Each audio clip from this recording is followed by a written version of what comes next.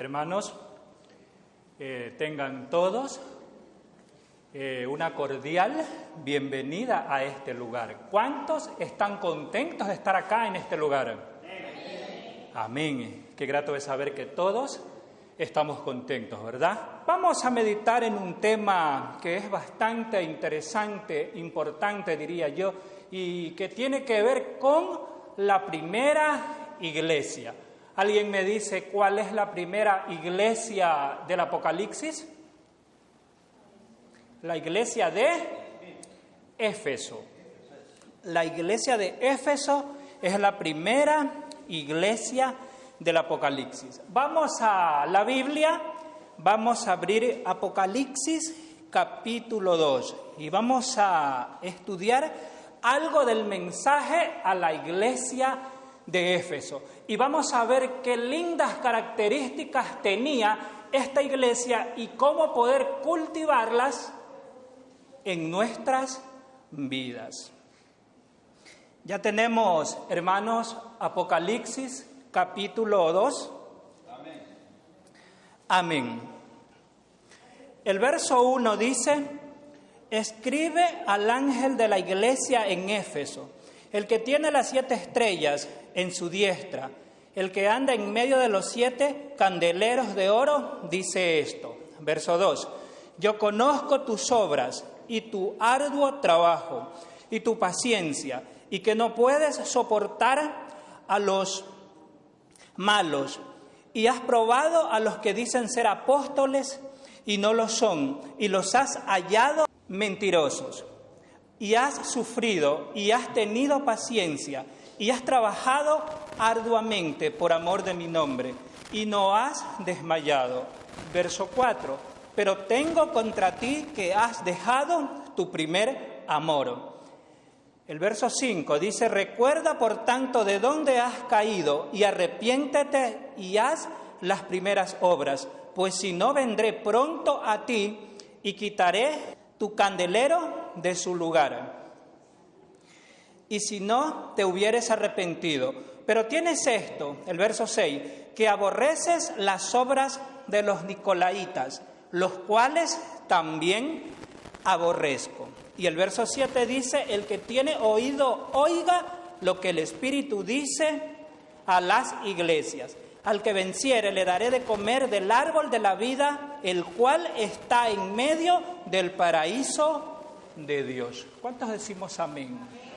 Amén. El mensaje que vamos a ver hoy, como ya se mencionó, es el mensaje a la iglesia de Éfeso. Ahora, cuando hablamos de las 7 iglesias,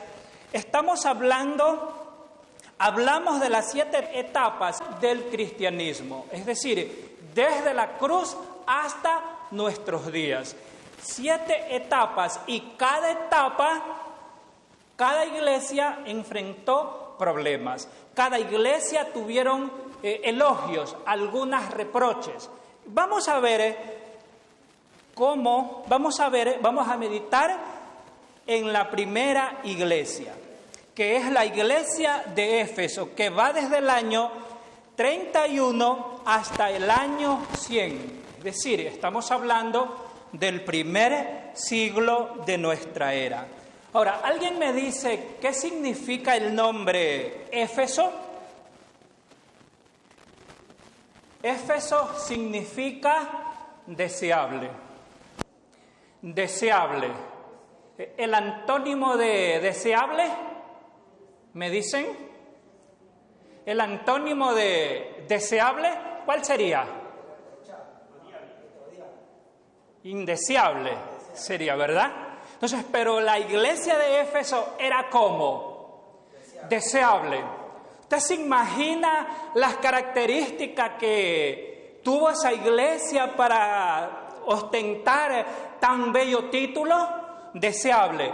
Es que esta iglesia es deseable. Es que yo quiero formar parte de esta iglesia. Es que yo no me voy a ir jamás de esta iglesia. Visité a esta iglesia y tengo que volver, porque esta iglesia es como deseable.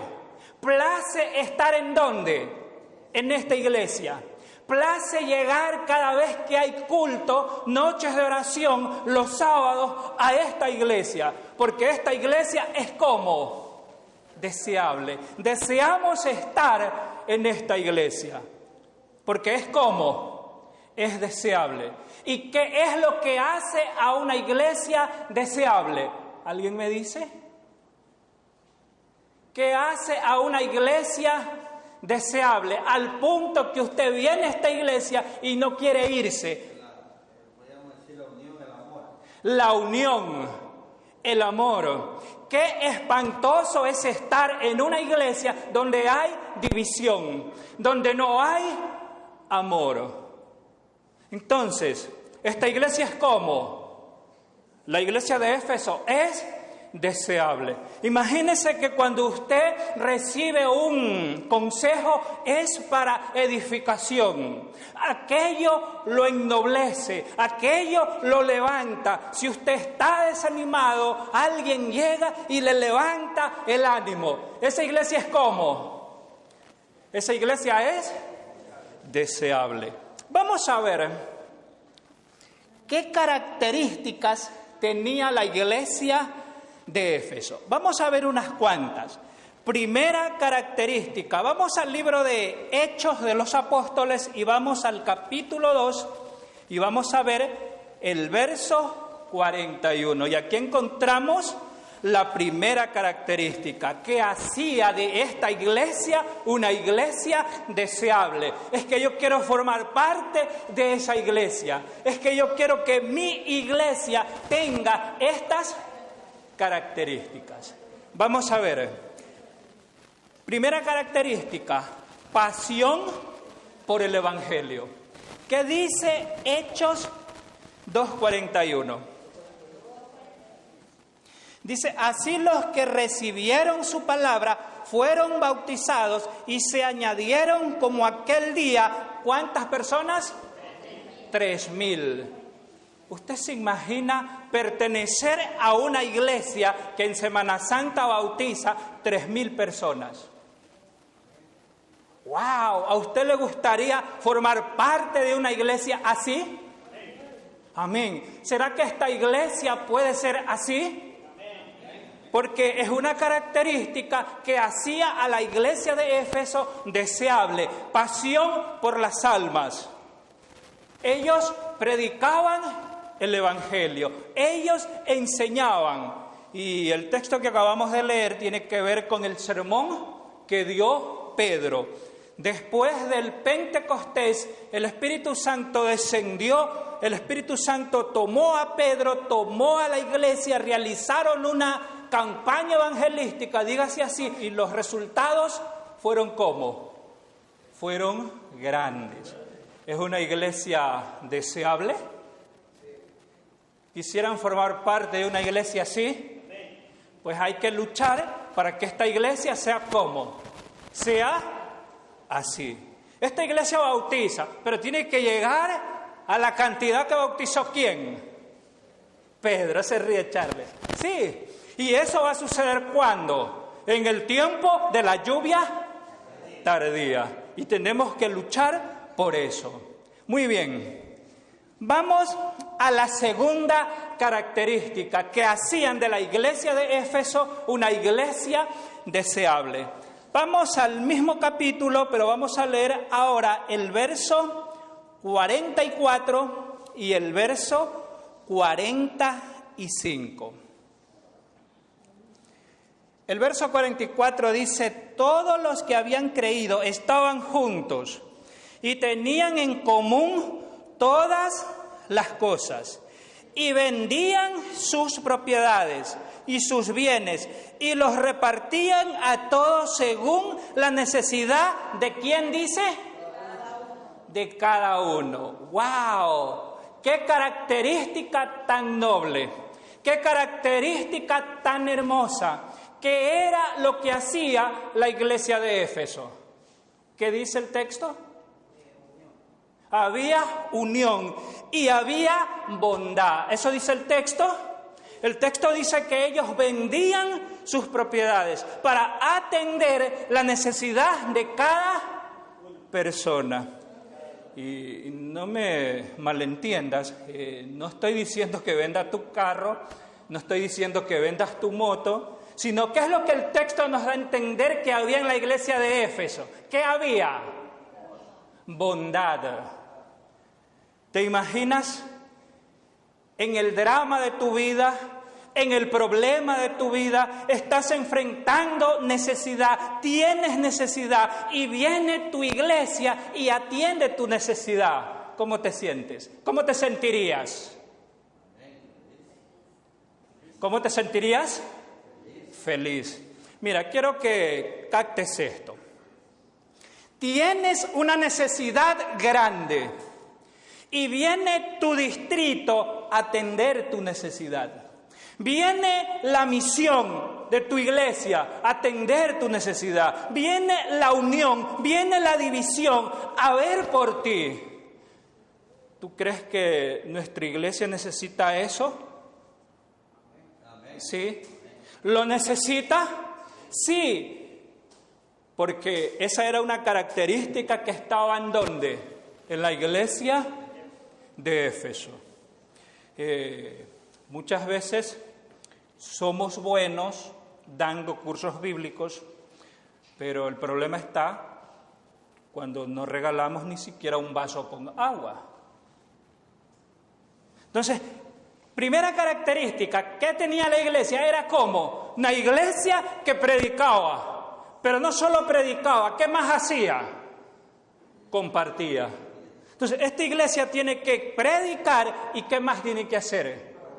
Compartir. Porque pregunto, hermanos, entre nosotros, ¿hay necesidad? Sí, hay necesidad. Hay necesidad. Y si queremos volver a nuestras raíces, ¿qué necesitamos? Practicarlo, vivirlo, ver cuál es el hermano que tiene necesidad y atender su necesidad. Muchas veces nuestros hermanos no aparecen, ¿y sabes por qué? Porque no tienen trabajo. Y al no tener trabajo, ¿qué no tienen? No tienen dinero. Y el dinero es el sustento ¿de qué? De la familia. Muy bien, entonces, ¿creen ustedes que vale la pena cultivar estas características en nuestra iglesia? Sí, porque son características que la tuvo la iglesia de Éfeso y que hacía de esta iglesia deseable. Vamos a una siguiente característica, vamos a la tercera característica. Esta iglesia tuvo pureza doctrinal. Me parece que es en Apocalipsis 2, ahí dice que la iglesia aborrecía las obras ¿de quién? De los nicolaitas. Y de paso, Dios dice por medio de Juan que Él también aborrece, ¿qué cosa? Las obras de los nicolaitas. Muy bien, ¿me ayudan el texto? El 6, ¿qué dice allí? El verso 6. Pero tienes en tu favor que aborreces las prácticas de los nicolaitas, que yo también aborrezco. Ahora, ¿qué era lo que enseñaban los nicolaitas? ¿Quiénes eran los nicolaitas? Algunos padres de la iglesia que nos informan respecto a esta secta, está por ejemplo Ireneo, está Hipólito, ellos identifican a su fundador como Nicolás de Antioquía, uno de los 7 diáconos. Se apartó del seno de la iglesia, formó su propio grupo y ahora dentro de la iglesia atacaba a la iglesia con falsas prácticas. Con falsas enseñanzas. Y una de las falsas enseñanzas que daban los nicolaitas era que ellos decían que la fe los libraba de obedecer la ley. ¿Es verdad eso? ¿Es verdad que la fe te libra de no obedecer la ley? No, es lo contrario. La fe te lleva ¿a dónde? A obedecer la ley. ¿Cuántos recuerdan a Abraham, el padre de la fe? Dios le pidió a Abraham su hijo. Y Abraham tenía fe. ¿Sí o no que tenía fe? Y esa fe lo llevó ¿a qué? A obedecer. Y decidió entregar ¿a quién? A su hijo. Es decir, que la fe te lleva a obrar.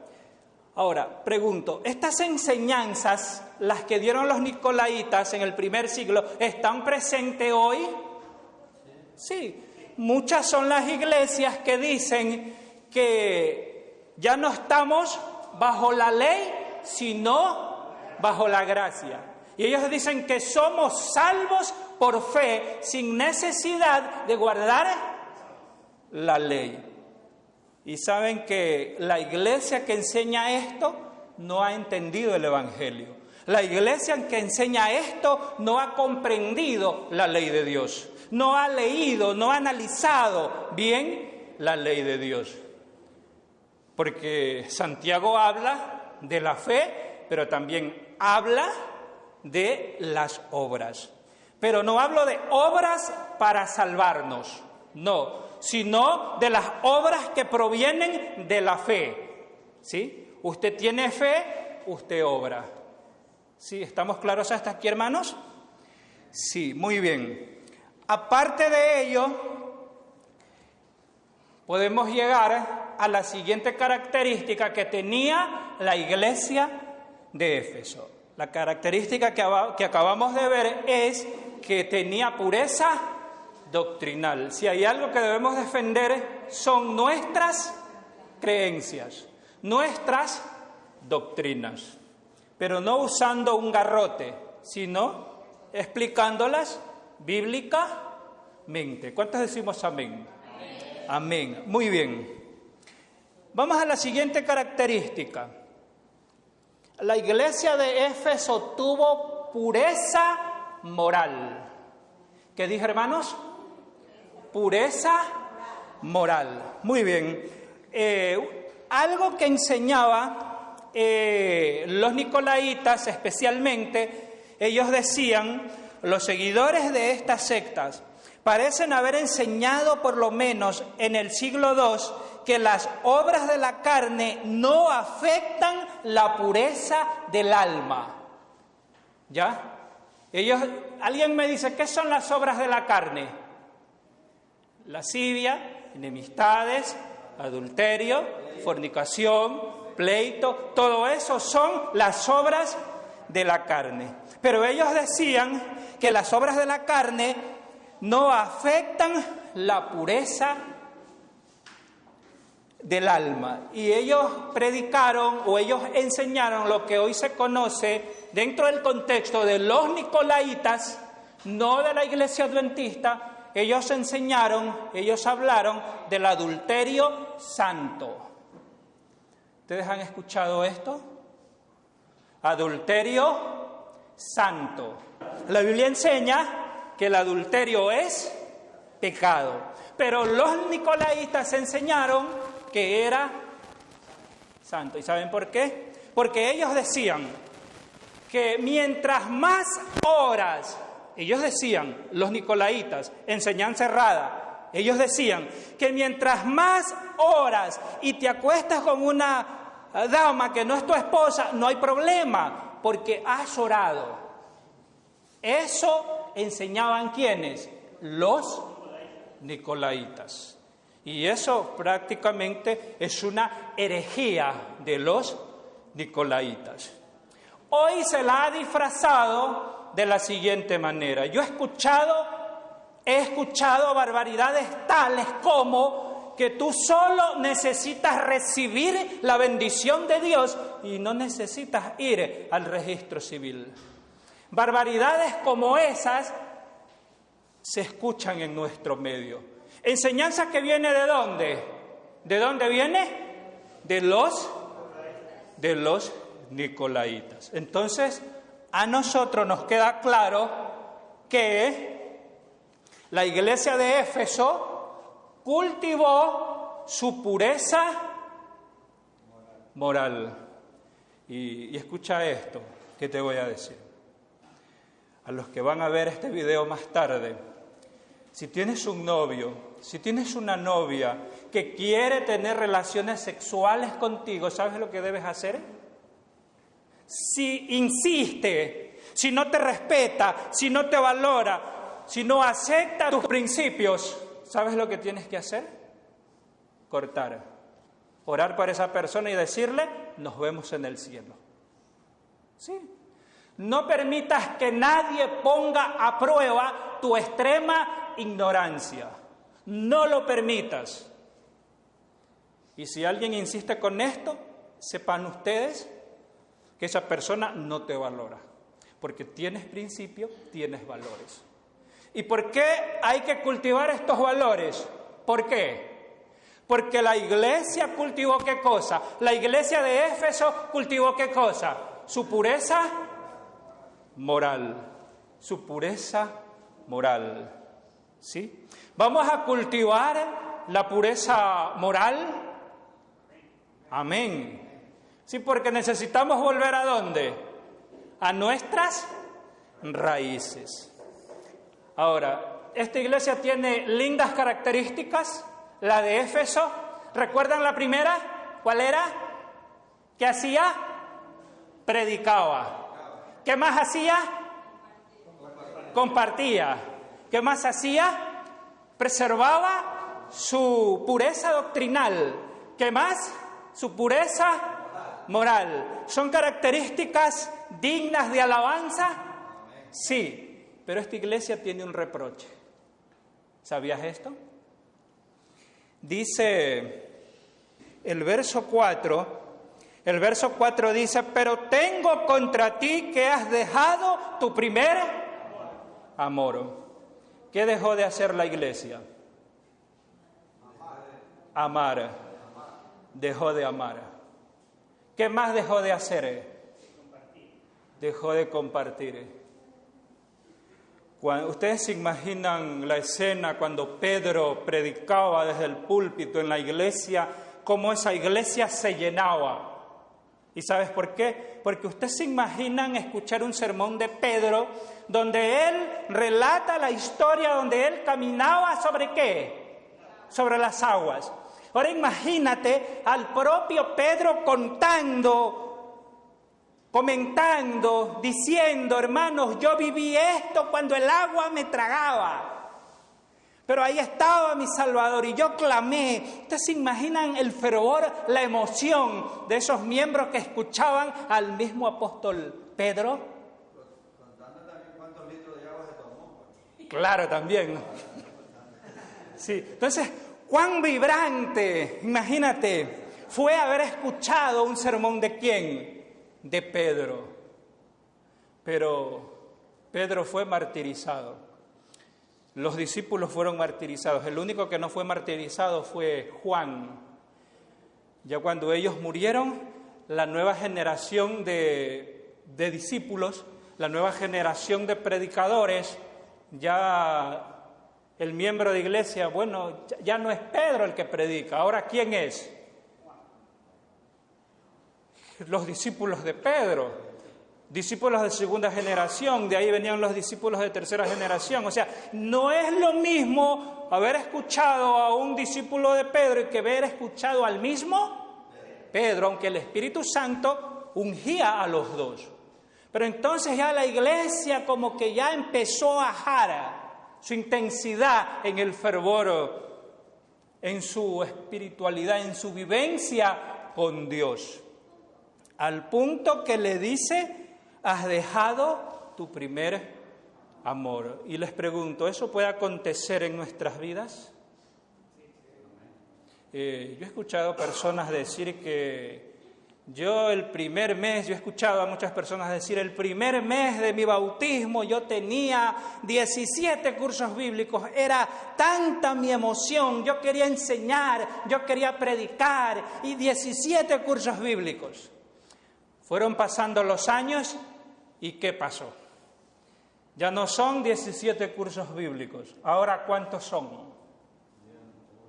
1 o ninguno, dice nuestro hermano. Entonces, tenemos ese problema. ¿Es posible que esa sea también nuestra realidad? Y si esa es nuestra realidad, ¿qué debemos hacer? ¿Qué debemos hacer? Dice el texto, el verso 5, recuerda por tanto de dónde has caído y arrepiéntete y haz las primeras obras. ¿Cuántos decimos amén?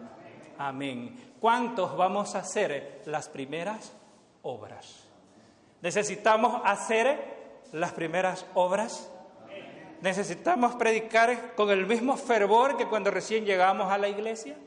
¿Necesitamos compartir? ¿Necesitamos visitar? ¿Necesitamos ayudar? Sí, necesitamos hacer las primeras obras. ¿Vamos a hacer las primeras obras? Y si hacemos las primeras obras, seremos vencedores. Porque el verso 7 dice, el que tiene oído, que oiga lo que el Espíritu dice a las iglesias. Al que venciere le daré de comer del árbol de la vida, el cual está en medio del paraíso de Dios. ¿Cuál será nuestra gran recompensa si vencemos? ¿Vamos a estar en dónde? En el árbol de la vida, en el paraíso de Dios. ¿Cuántos quieren ir? Amén. Entonces hay que hacer las primeras obras. Vamos a orar y vamos a pedirle a Dios que ponga en nuestro corazón el hacer las primeras obras. Vamos a orar, hermanos. Vamos a ponernos de pies.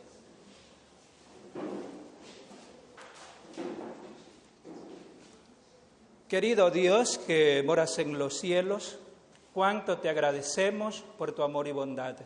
Gracias, Señor, porque nos has mostrado lo que tu iglesia fue y tu deseo es que nosotros también experimentemos aquello. Pero también nos has dejado escrito las debilidades para que nosotros podamos ver en ello un espejo y poder salir adelante. Señor, permítenos volver a nuestras raíces, permítenos nuevamente poder experimentar ese primer amor. Todo esto te pedimos por amor de Cristo Jesús. Amén.